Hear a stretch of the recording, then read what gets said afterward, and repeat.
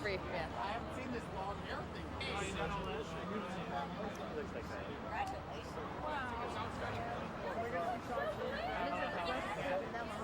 Where I work. Yeah, sure. This side. Bye.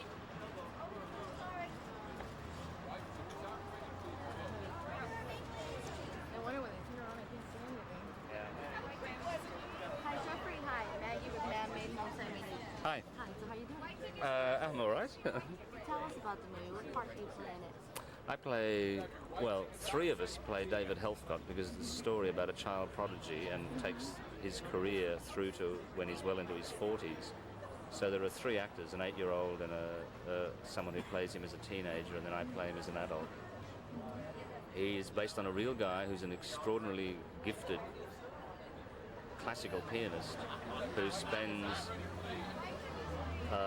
a difficult time in his younger years in the relationship that he has with his father, and ultimately becomes a very gifted classical pianist at the Royal College of Music where he studies, and he undergoes this terrible collapse and spends about 13 years in an institution and loses all touch with the keyboard, which is his great love and his great source of strength.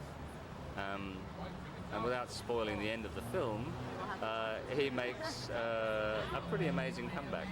Tell me, how do you feel about all the recognition and the awards that's already been announced for? Look, they're not something that I actually look towards or hope that we get, but when they come in, you know, actors vary on this, but you know, I've spent most of my 40s now. I signed onto this film in 1992. I've committed a fair part of my life to it, and it's really wonderful to know that that what I read in the screenplay 4 years ago and really deeply moved me somehow has jumped through all the hoops and has ended up as a film that seems to be having a similar sort of impact on the audience. So that's really wonderful. And I also understand that there's a woman who's really supporting you through this whole ordeal. Can you tell us about that? In the film or in real life? In the film. Yeah. Well, the character of Gillian, who again is based on David's real-life wife, performed by the wonderful and luminous Lynn Redgrave.